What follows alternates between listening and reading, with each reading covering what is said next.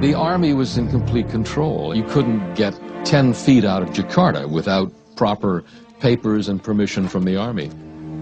After hearing reports of great slaughter going on, I was finally allowed to drive down there.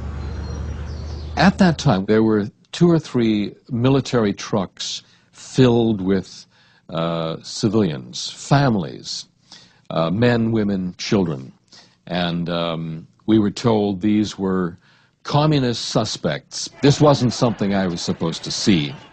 But I can recall that day there were something like 2,000 people just in that one day being rounded up and taken to a central holding place.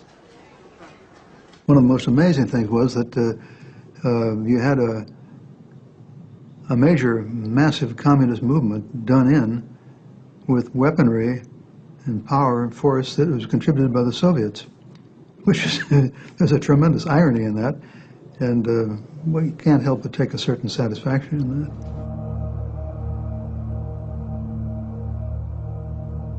In Yogyakarta, Ibnu Santoro's name is given to the army. Jadi itu tepatnya adalah tanggal 10 November tahun 1965, ya. Kakak saya didatangi oleh 2 polisi militer, ya. Kemudian dijemput, kemudian dibawa untuk ke kantor polisi militer tadi itu. Terus kemudian pamit dengan istrinya, sama anaknya dicium, terus kemudian sudah tenang aja. Saya mau ada urusan sebentar dengan pihak yang berwenang. Gitu.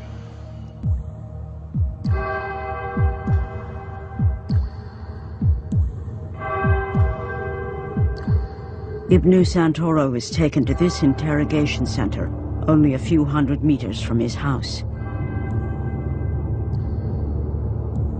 Here he is detained and tortured. Kalau ditahan di situ, kemudian tiap hari dia datang mengantar makanan, minuman, pakaian, juga rokok. Setelah itu, kemudian selang beberapa bulan, ya, itu kita mau ke sana, sudah dikatakan bahwa Ibnu Santoro sudah tidak ada di situ lagi.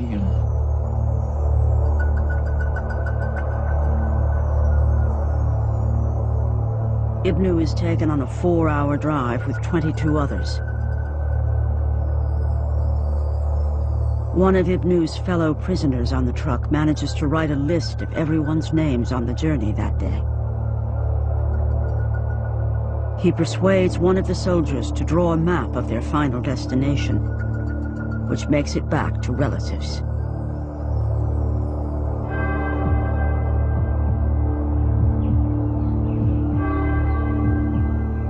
Ibnu is taken to a forest near the village of Kaliwiro, where a hole has been prepared.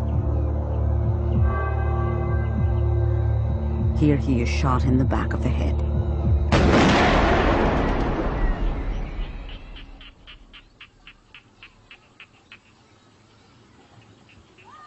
Seven weeks after the murder of the generals, Communist Party chairman Aidit is finally captured in central Java. He's forced to sign a confession and is then executed on General Suharto's personal orders. The once invincible President Sukarno is now powerless to prevent the wholesale slaughter unfolding in his country. General Suharto and the army now plan his downfall and the complete takeover of government. The military arms civilian death squads and supervises further mass killings. This man was part of a Muslim militia gang in East Java in 1965. Sometimes, all the students were collected in a certain place and then instructed by a certain leader from the army, and they distribute to us a number of people, and ask us to kill them. So we know exactly that this is organized. The U.S. provided secret financial assistance.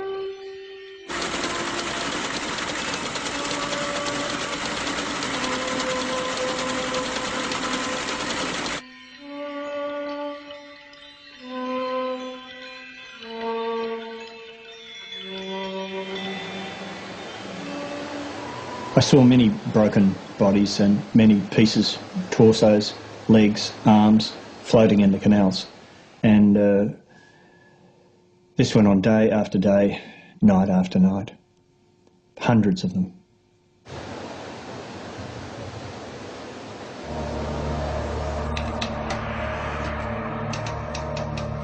Although there were several journalists inside Indonesia filing reports, the true story of a one-sided slaughter did not immediately reach the Western public.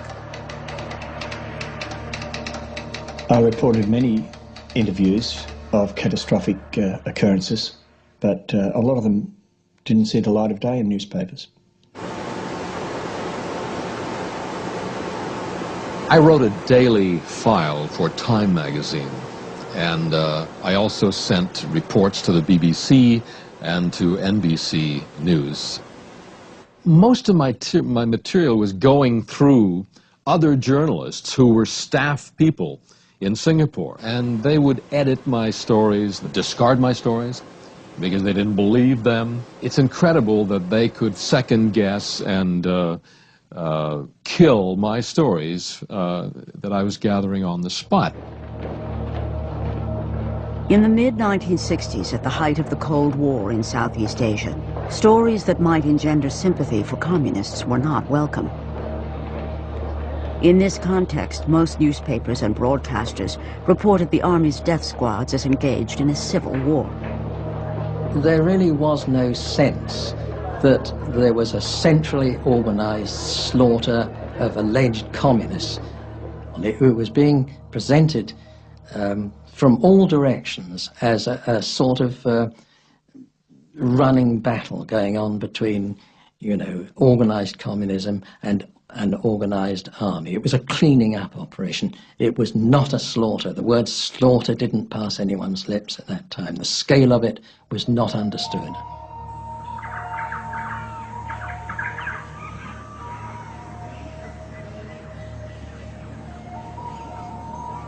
On the island of Bali, the Army laid the groundwork for communal butchery.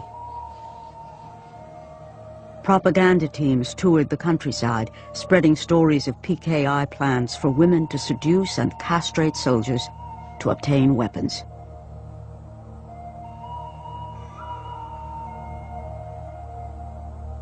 There was a deadly choice. You either took part in crushing the communists, or you were one of them. I was told by General Salwa Eddie that whereas his boys, as he put it, had to encourage and stimulate the killing in Java, the killing in Bali was so intense that they had to stop it. They had to put a stop to it. Di sini banyak sekali orang dipotong.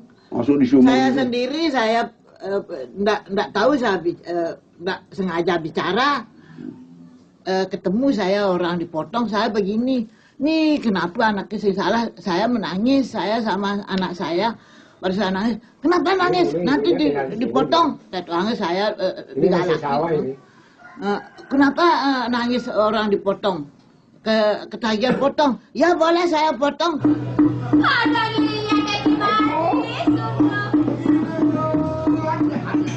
Today, the tourist brochures sell Bali as an exotic paradise. They don't mention that 80,000 people were butchered here in the space of only 2 weeks.